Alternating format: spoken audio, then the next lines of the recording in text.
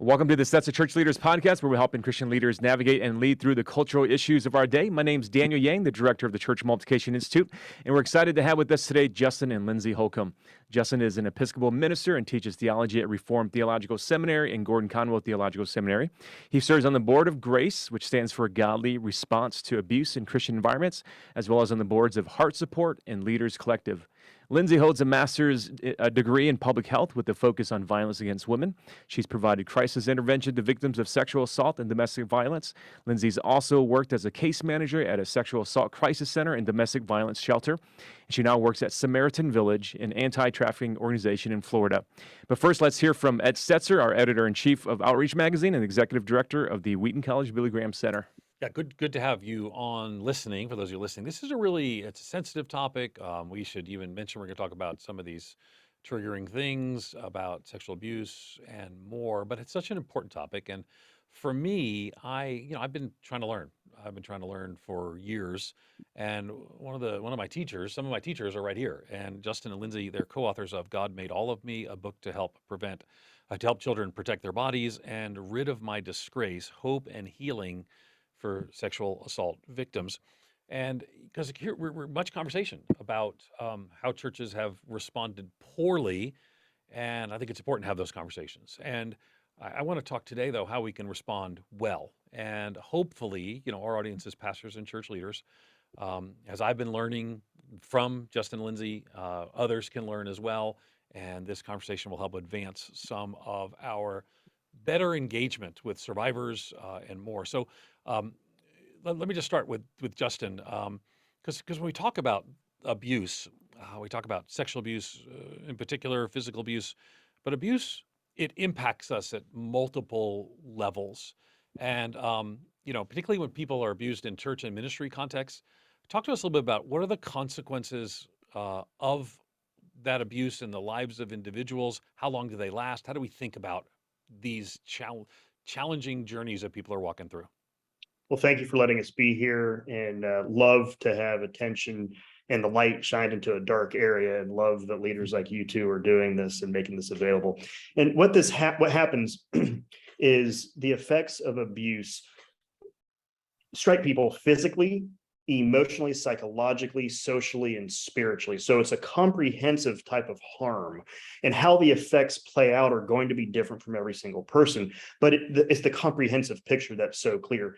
The key word for any type of abuse, sexual abuse, domestic abuse, those are the two key that most people hone in on, is that it's traumatic. It's an overwhelming negative response to harm.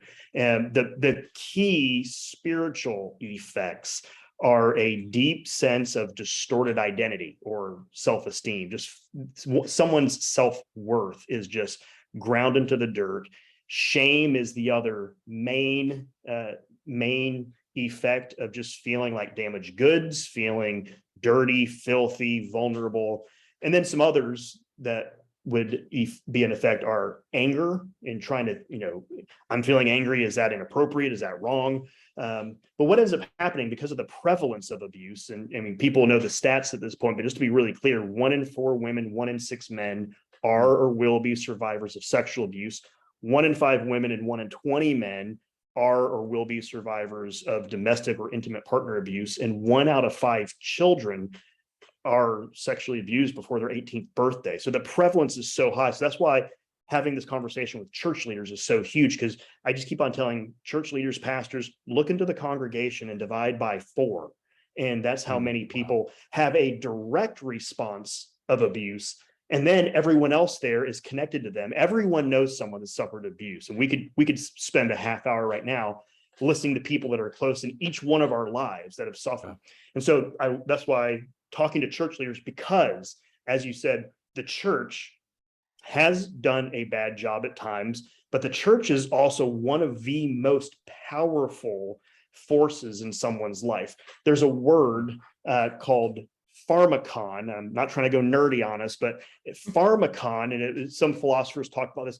Pharmakon, the root word is, it could be poison or cure. So it could go both ways. And sometimes the church is pharmakon poison when they don't give gospel, when they victim blame.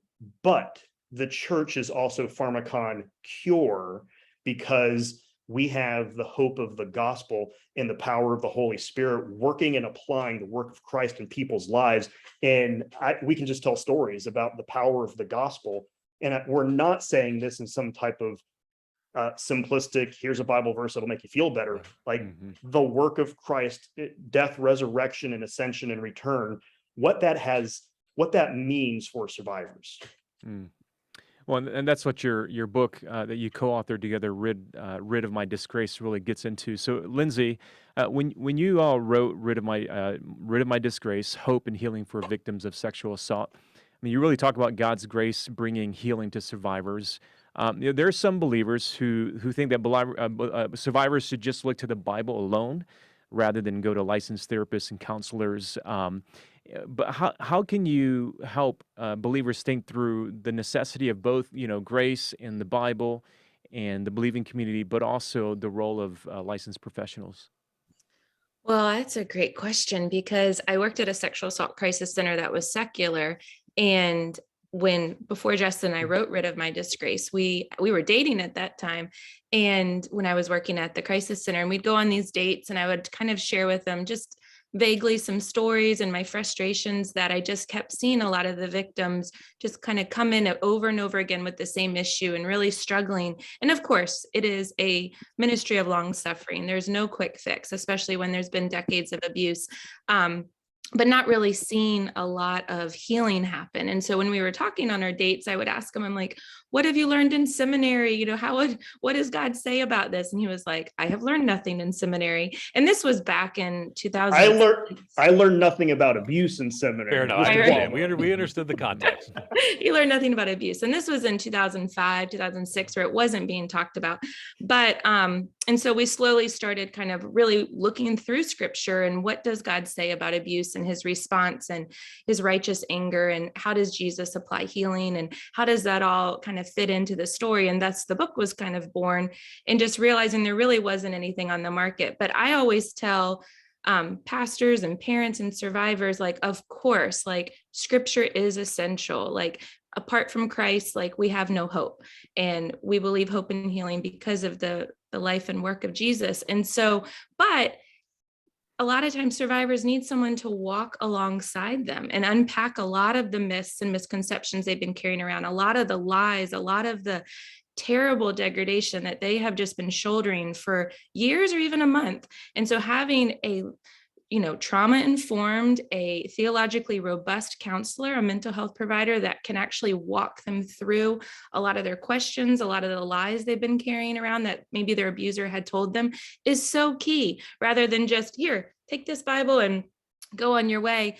I believe in kind of creating a safety net of supporters. And so we see that as I work at the sex trafficking safe house, really creating a network of safe people that a survivor can call on when crisis happens, when there's good stuff going on. And one of those would be a therapist. I believe strongly. I think there's a lot of bad therapists out there that would do more harm than good. But there's a lot of really great ones that are, like I said, theologically sound and robust, that understand trauma, that understand the complexities of domestic violence, of sexual abuse, that can come alongside a survivor and do a lot of real great healing. Well, can I jump in just because I learned from Lindsey in addition to the licensed therapist? I remember Lindsey saying, "Oh yeah, we're working with people on financial literacy and helping balance checkbook and getting legal assistance and medical assistance and vocational assistance." And I started seeing how robust it was. And as a pastor, I learned that when I started meeting with someone and they were a survivor of abuse, I had, immediately, okay, let's get an expert who knows how trauma works in someone's, with their memory, with their biology of how chemicals in their body and their mind work.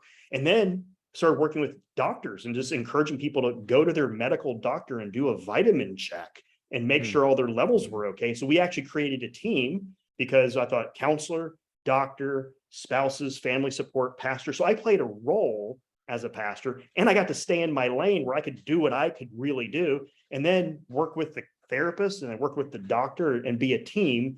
And it actually helped shoulder the burden that we were all shouldering for those survivors. And so that was just a great picture that I learned from seeing how comprehensive the care was that Lindsey was doing in these other settings. Yeah, and I would say that, you said they didn't learn anything in seminary about responding to abuse. I don't know that I did either. And mine was a little longer ago than yours, but I don't remember learning anything. And even just the last few years, for personal reasons, I started to learn more and to share more and try to encourage pastors. We recently just taught a class and we read Redeeming Power, Understanding Authority Abuse in the Church, Diane Lemberg's book, and kind of talk through some of these issues that we're all trying to do better on. I love the language used about it, like a team of care. So here we have a situation where, let's say someone comes to someone in the church, maybe to a pastor. Most of our audience is pastors and church leaders, and so someone comes. How might we respond to bring that team of care and concern? Someone comes and indicates they've been abused. Help us, because again, I would think that this is not something I learned in seminary. It's something that probably is just a few years old. I've been learning about, and hopefully I can share the learning you have with our audience. How might they respond? Let's first go to Lindsey and then go to Justin. So one way pastors can respond, of course, the first one is always saying, I believe you. I'm so glad that you are coming to me and sharing this with me. It's an honor and a privilege to come alongside you. With any individual, whether it's sexual abuse, sex trafficking, domestic violence, it is imperative that a pastor or caregiver or whoever is coming alongside and walking through this is constantly giving back agency to the individual, male, female, child, while at the same time presenting options. Because oftentimes when you're in the midst of trauma, you're just in fight or flight mode and you don't know, what's next apart from just the next hour. So really thinking down the road of what do I need is really tricky. So if a pastor could say, hey, here's some options of things that I think could be really helpful as we kind of pull together some different people that can care for you and come alongside you, like Justin said, so it doesn't fall all on the pastor's shoulder, because that will create a lot of burnout if you're trying to carry everybody in the church. Rather than saying, let's create a support team. So creating kind of a list of options, and that really is on the pastor to go ahead of a situation and make connections in the community. So they know, hey, this is somebody that I have vetted and I feel like they really understand and I really trust them, but here's a few options. And I want you to think through them. We can call them together. We can go together. I can, especially if it's a female, maybe we've identified some people in the church that have been trained around these issues that are volunteers or paid staff that can step in. So it's not just a male pastor with a female survivor. So that's a basic kind of initial one. I'm sure Justin's got a few he can add. Well, I want to go back to your first point. Okay. The moment of disclosure. This is something I want every church leader, pastor, and Christian to hear. The moment of disclosure is a key moment when the person, and that's a technical term, but it's pretty clear. It just means when the person discloses part of the story. And so the moment what happens is most people, that's why Lindsey said how powerful it is to say, it's not your fault. I believe you. And so all of the research, all of the psychological research says the moment of disclosure, the two key things that help people in their healing are being listened to and being believed. And literally just making eye contact and showing some form of not just being cold, like basic bedside care type of language. And so I love when I speak on this and just telling people, because it is overwhelming. It's overwhelming when every time someone tells me they're going to tell me a story about abuse, I kind of tense up. And most people would think, why would you tense up? Because I have every story is different and there's darkness. And the person's burdened. Yeah. And if they're talking to me, unless we're really close friends, they're burdened because they're looking for hope. So that moment of disclosure is so powerful. And any Christian can do that part, is listening and indicating some type of I'm so sorry, I believe, just saying I'm so sorry already communicates you're listening and believing. And then I've always asked, what would be most helpful? I would like to pray with you. I'd like to present you some hope for this, but I don't want to run there too quickly. So in letting them, this is what I learned from Lindsey, don't ask probing questions. Let them disclose, let them know, hey, I'm here to listen. tell me whatever you'd like to tell me. And that's important because when you're disclosing, the person usually has, let's say you have 5 cards, 5, not 10, 5 cards. They're going to show you one of them or 2 of them, see how you handle it. Sure. If you respond well, you get to see more. I usually don't hear most of the story until a few conversations have taken place, when they start trusting more and unveiling more. But so moment of disclosure, not asking probing questions, offering to pray, offering to talk about the gospel, and then saying, hey, hope and healing. That's the language we always use in all of our titles and all of our conversations. Hope and healing is available. And as Lindsey's line has been for, I still remember the first time she said it, this is a part of your story. It doesn't need to be the end of your story, because there's a different ending because of the gospel. And offering that hope of the gospel. And then you move from that and say, the gospel is about how you relate to God. It's good news about your relationship being made right with God, but it's comprehensive in your hope and healing. And part of that healing is psychological and medical. And so as much as you would like me to be a part of that team, I would love to play that role. I've said numerous times, our denomination doesn't let us meet with someone more than 3 times about a particular issue before we have to refer. I love that, because it lets me say, I'd love to serve as your pastor in this, walk alongside you. And is there someone else that, in addition, that you can talk to about this, that can support you? Is your spouse available, or a friend, or a family member, a parent, or whomever, small group? If asking, have you talked to your pastor about this if you're not the pastor? So those are the basics. And then inviting to serve as the team coordinator, if that's something that they would want. I'd like to hear from the both of you on this, but Lindsey, especially because you counsel victims of both sexual assault and domestic violence. But if you are meeting with somebody and you don't quite yet know, and they haven't told you that they are experiencing abuse, but you suspect that, what do you recommend for pastors and church leaders? How do they advance the conversation? Do you push? Do you kind of wait? Like, how do you handle that particular situation if you suspect abuse is involved?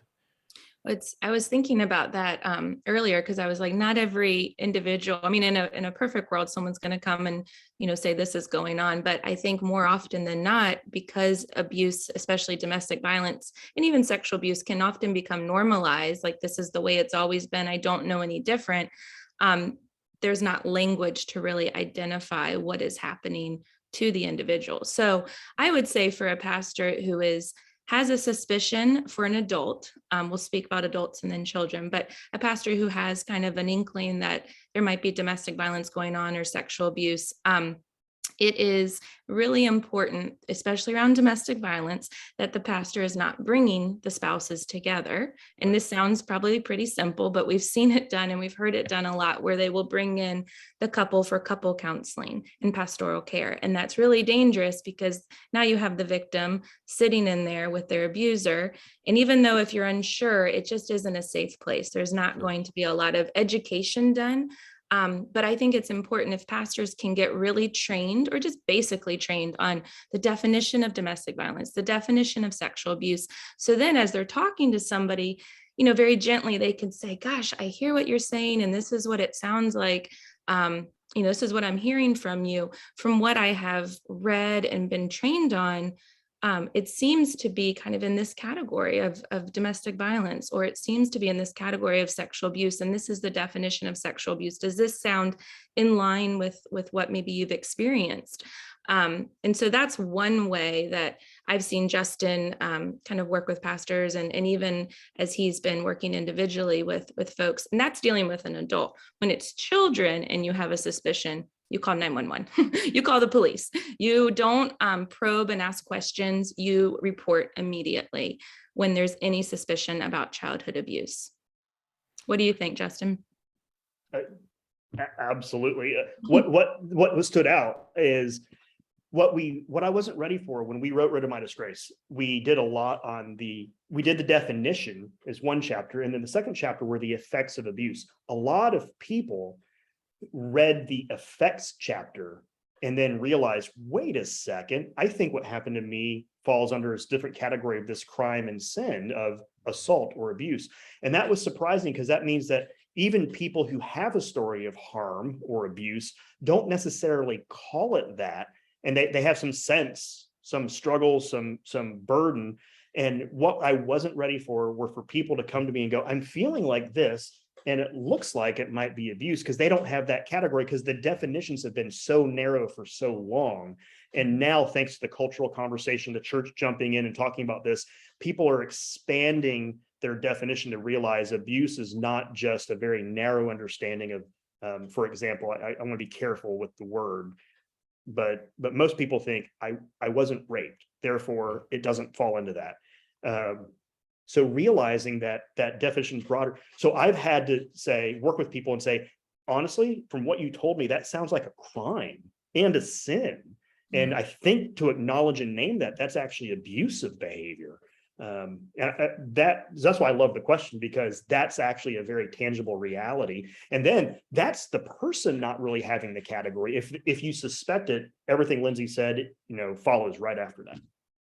And I can share two stories. I've seen Justin during sermons, sometimes, not every Sunday, but he would kind of say, if there's been sins that have been committed against you of any sort, and that causes a lot of darkness and a lot of shame, please feel freedom to talk to me, to talk to one of our lay leaders. And people come out of the woodwork, and they realize, okay, like this might be a safe place. My pastor's kind of pseudo mentioned sins committed against me, and they maybe will list some examples.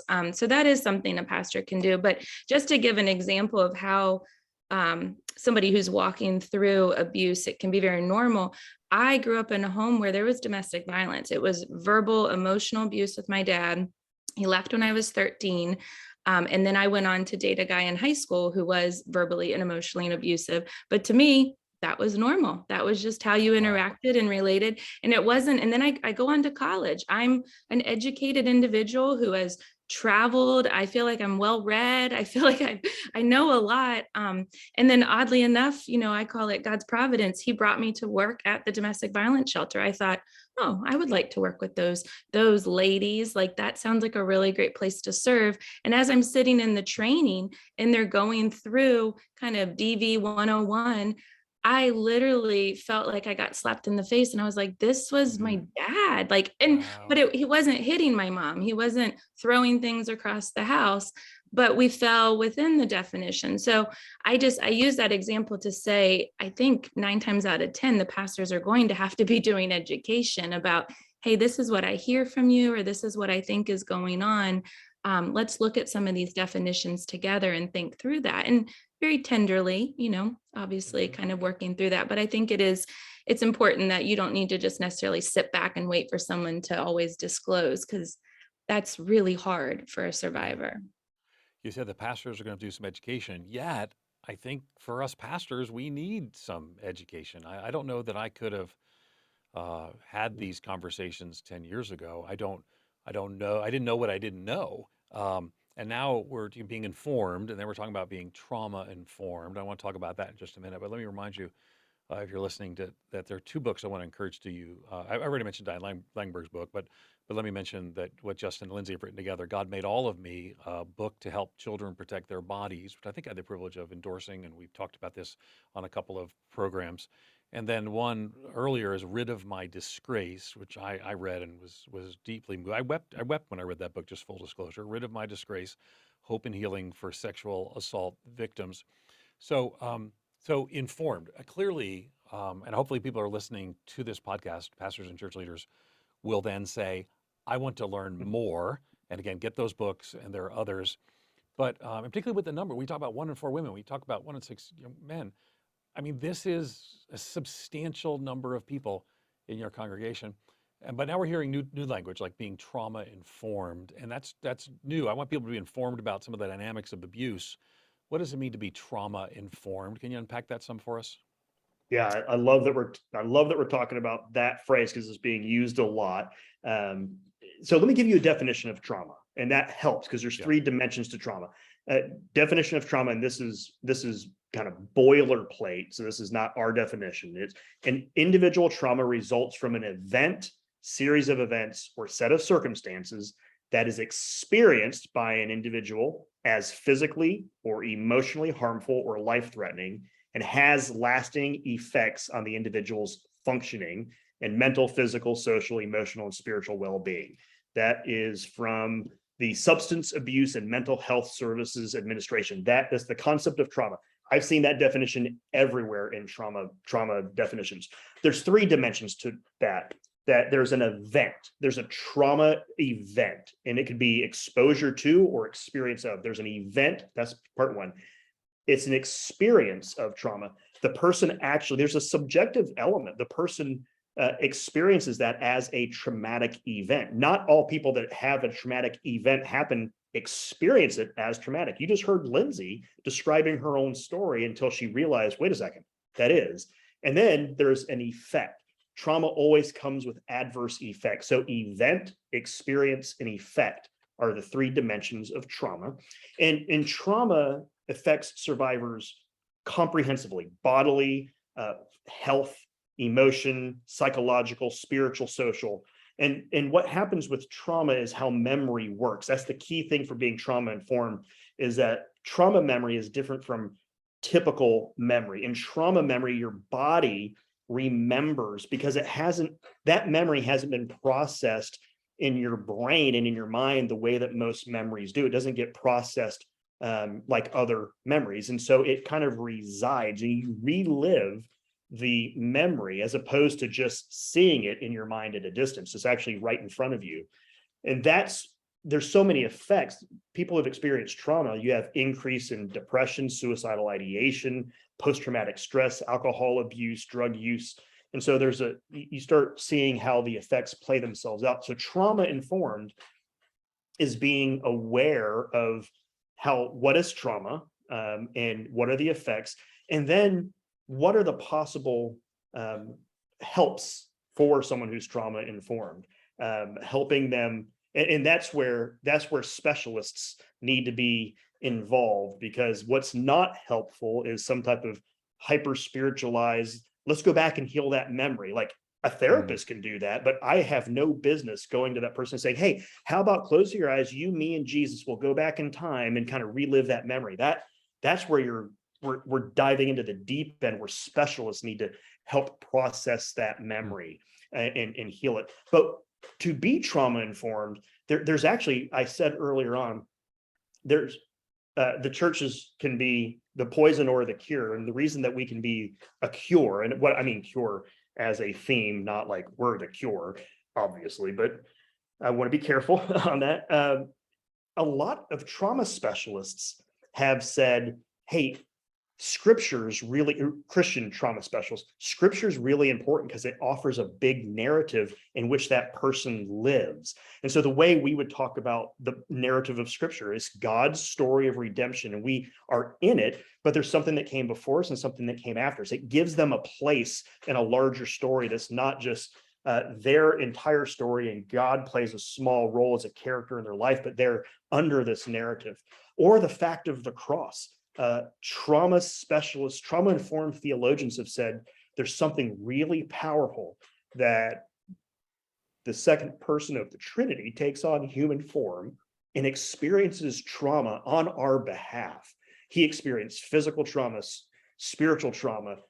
He was humiliated. He was physically traumatized. He was emotionally traumatized. He was verbally traumatized. There's something too, and Lindsey and I have seen it when people, they go through Passion Week and they start seeing what Jesus went through. Survivors of abuse, it can be activating or triggering, but it can also be healing in the sense, wait a second, the God-man of all people gets my traumatic experience better than anyone else in the entire world. And that's the whole point of the gospel, is the incarnation of the person and work of Jesus. And so what's beautiful is that something that we take seriously, the inspired word of God and the narrative of redemption, that's a huge gift.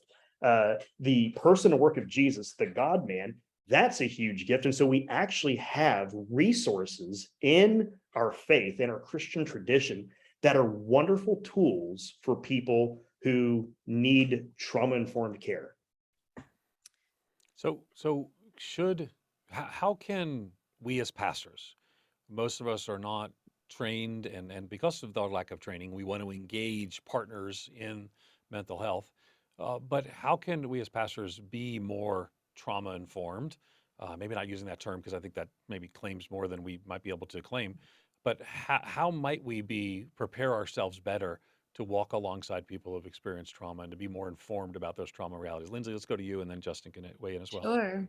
Well, one thing we do at the Safe House for Survivors, and this is adult female survivors of sex trafficking, is we're always thinking through, okay, trauma experiences terrify, overwhelm, and violate the survivor. So how can our care cause safety, cause peace, cause support? And so there are some guiding principles to a trauma-informed approach. And one is creating a safe environment. And like I said earlier, if you suspect that there is domestic violence, not bringing in the two parties for counseling. When you have an adult survivor or a female or a male in your office, not closing the door and really asking them, like, where would you like to sit? Where would you feel safest? Is it, can we bring in some other people? I've watched Justin do this when we met with an individual just a couple months ago, and he said, can I pray? Would you be comfortable? You can keep your eyes open. You can close your eyes. Like, you just let me know what makes you the most comfortable. So sometimes it feels a little silly, or it might feel like you're overdoing it, but really asking those questions is giving back agency and control to the survivor, where oftentimes everything has been taken. Another kind of trauma-informed approach that we've talked about extensively is collaborating and thinking through some different people that can come to the table to create this kind of support care team. But a big one is just giving them choice, giving them agency, empowering them in ways that maybe a lot of that choice has been taken away, but not assuming things would be easy. Like we said, not assuming they know that what is happening is abuse, not assuming that they know how to pick up the phone and make a call, especially around domestic violence when there's been so much control, just not assuming and really trying to understand, where they're at, kind of what are some cultural and historical issues that maybe are at play. So it's really trying to look at the whole picture and put this puzzle together. But it's okay to ask questions too, like, what can I do? How can I help you? All the time, realizing that it's not your goal to quote unquote fix them, but to come alongside them. And Justin and I always say this is a ministry of long suffering, of walking alongside them, and of course creating the team so that you can minimize burnout and so you can be available to other people. But those are some key ones that I would think through, is really just some basics. Like I said, the door, asking questions, who would you like to meet with? Yeah, I have 4 quick things on that. Oh, I One like that. is training. So what can pastors do? Something that we started doing, and this is, I'm almost embarrassed to say that this is only 3 years going, and I've been serving where I get to serve clergy. I've been doing this for 10 years, and a therapist who's one of my friends said, "Do you guys have like a crisis trauma training for the clergy?" And I said, "No, we don't." and she said, "I'll do it for you for free." And she will come in and she does a half-day training on what's crisis triage and what is trauma, big T trauma, small T trauma, and crisis responses. And she just comes in and trains them. And then that's a half day every year. We just do that for anyone who wants to come. And then we brought in Diane Langberg for a clergy conference to say, teach us about misuse of. So the book that you just talked about earlier, we had Diane come and teach. So think through the training. Who can train you about this? The second to think about is, as the church leader, you get to influence the culture in the community. Now it's a hard thing to really steer the culture, but you can start setting the tone by the way you communicate, the way you talk, and the people that you celebrate, the leaders that you celebrate. So be thoughtful about what type of culture is this community of the church. Third is just be aware of your preaching, because sometimes people get involved in this. They start throwing words around quickly about abuse, and that can be not make it a safe culture. Be wise when you describe violence that's in the text, and thoughtful. And then 4 is part of being a church leader is that you get to bestow, we're not bestowing, God's bestowing, we get to repeat their identity, because there's so many different things that are being told to them about their identity, and we get to support. If you have faith in Christ, you're an adopted child of God, and the Bible words for you are pure, perfect, and holy because of the imputed righteousness of Christ. I mean, we get to say some amazingly spectacular, and they sound crazy in the best way possible. So don't undermine that part also. Just, I want to come back to something you said. Oh, sorry. Go ahead, Lindsey. Well, I was going to say, one thing pastors also need to be really aware of is when you're sitting down with a survivor, male or female, but particularly female, the idea of God the Father, or like Justin said, God, man, Jesus, can be really traumatizing if they have been abused by their father or victimized by men. And so just that basic of trying to present to them, well, let's go to scripture and look at, what God says. They might, even though attending church might be a regular pattern in their life, there could be a lot of roadblocks there that I've seen just with the survivors in our safe house. They've heard a lot about God, they know about Jesus, but they really come in with a lot of roadblocks because of their victimization by men. And it's challenging that, and that's something that a pastor will need to be very tender with as they are unpacking that slowly and presenting, the real Jesus to them. Yeah, absolutely. Absolutely. In counseling somebody, and Justin, I'll ask you first, like, and when you discover that, you have this rule. I mean, you only counsel 3 times and you refer out, and that's fantastic. I think all pastors wish they could do that. Maybe they should. But when you're counseling and you realize that, oh man, this is actually getting to a line where it needs more than pastoral counseling, and you probably need clinical or clinical help or a therapist. How do you discern that? And then once you've discerned that and you refer them out, how do you continue to walk alongside that person in a family that is having to take care of the trauma from a particular event, or the discovery that they've been abused? And everyone's denominational connection or affiliation is going to be different. We happen to be in a setting where we had 82 churches that are all connected in a geographical region called a diocese, or there's a presbytery or a synod or a network or a region.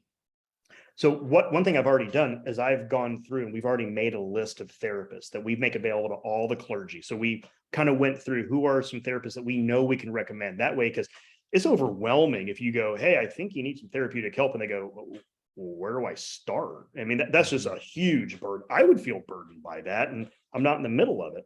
So one is doing the pre-work. The second is communicating that the reason. So I've been in settings like where going with your scenario, someone has said, hey, here's my disclosure, what's happening, we're meeting, and I'm realizing, I'll say, there's a limit to what I am trained and what I might be helpful to do. And so I'll just explain, as a pastor, hope and healing, and this is a topic I've said, this is a topic my wife and I have researched, we've taught on, we've done pastoral type of care, or just like lay care, Christian care.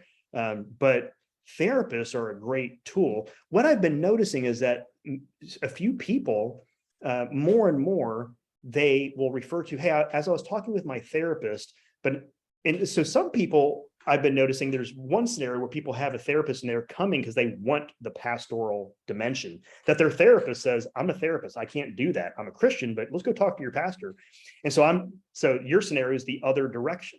I'm meeting with them and I will say something like you're unbelievably resilient, you're courageous and brave. Just say that, because for someone to disclose the most painful thing in their life takes so much courage. So I just say, you're so brave and courageous. Thank you for sharing this with me. The darkness that you've experienced is pretty intense, and the way God made you and your resilience is remarkable. Just say what you're saying. And there's a limit to the amount of care I can give. And my recommendation, that's the word, my recommendation is that we might want to get an expert who can really navigate this, but I'm not handing you off. This isn't because you're damaged goods and I'm handing you off. This is because I want to make sure as your pastor that I'm doing a good job caring for you. And that sounds different. that sounds like, hey, and as you know, some pastors, they need to be the center of attention. They need to fix things. But the good pastors, which are most pastors that sign up to do what they're doing, because I know how hard it is. I know how many hours they work. Pastors work 15 more hours than their congregation in church knows. 15. And it's one of the most lonely and isolating jobs there can be. That's why ministries like this that are feeding into the pastors and encouraging them are so helpful. And so letting them know, though, that I'm not handing you over because you're too much for me. I just want to make sure that we have the best care for you. They hear that and they go, I get that, as opposed to, hey, we don't have a system here. Unless I can fit into a small group or serve some way, I'm not useful here because we're doing all this mission stuff and my neediness is getting in the way. And I've seen people experience that because the church is so mission, and what they mean by mission is more people showing up. And I love people showing up. I am not against the people showing up. I want more people showing up to the churches where I serve.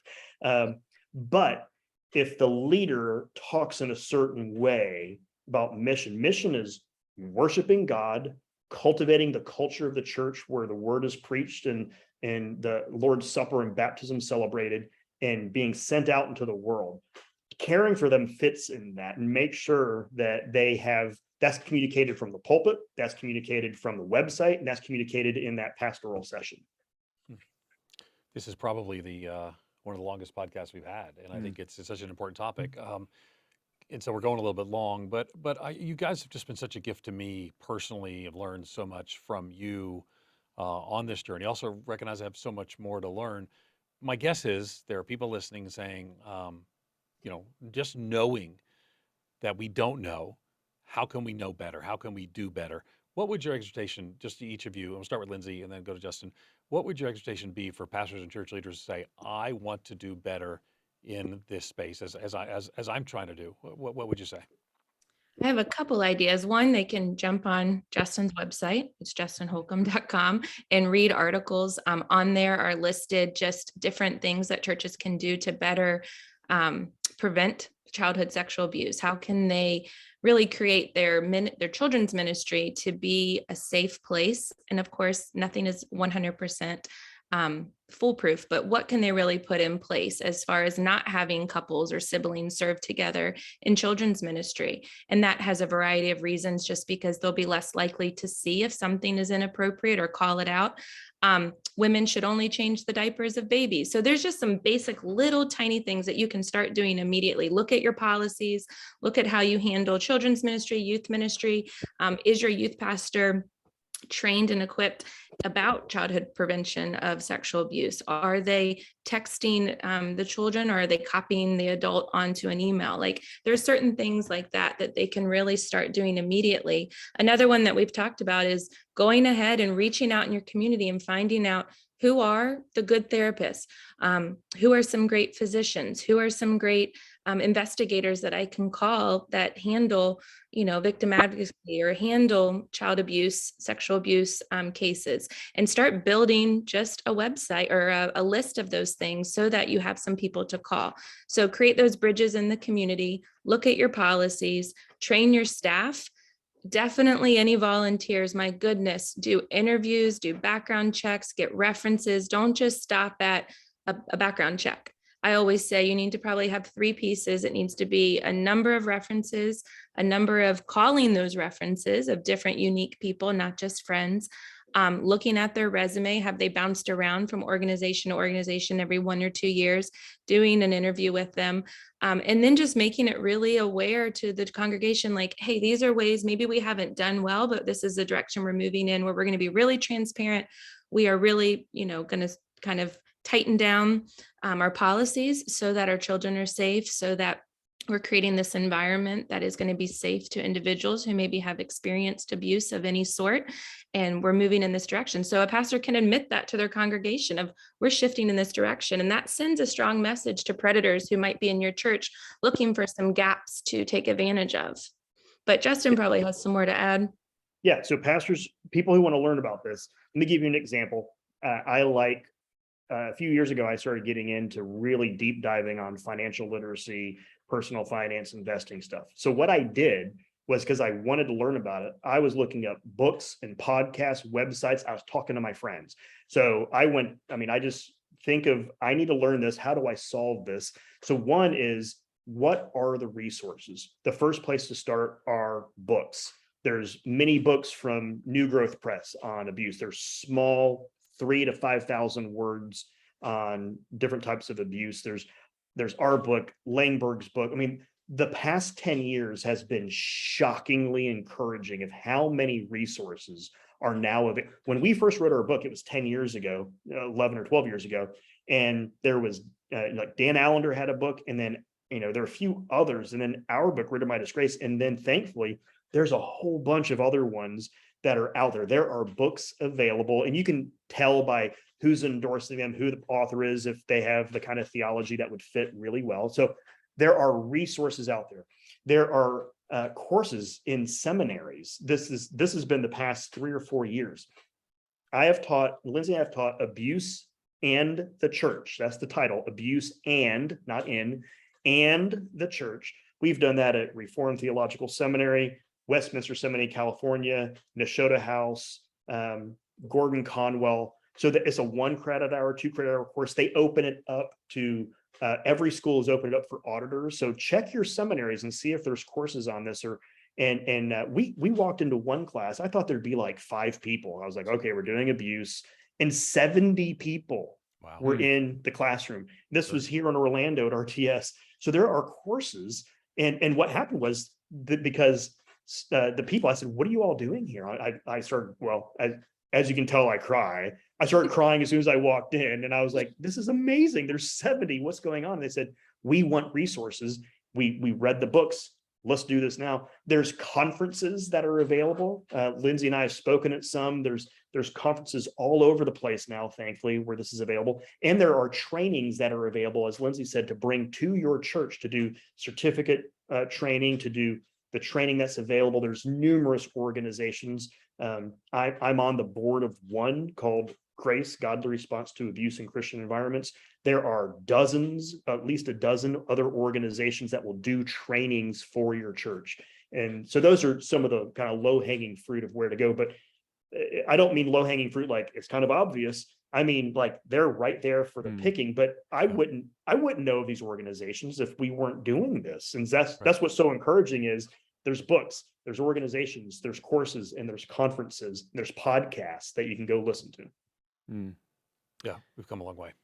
Justin and Lindsey, thank you so much for this important conversation. We want to encourage you all to check out their books, Rid of My Disgrace, Hope and Healing for Sexual Assault Victims, and God May All of Me, a book to help children protect their bodies. Let me say too, because I really do want to encourage people to do that. We have authors on, we talk to them, their books, but they have been Holcomb said, deeply ministered to me, taught me.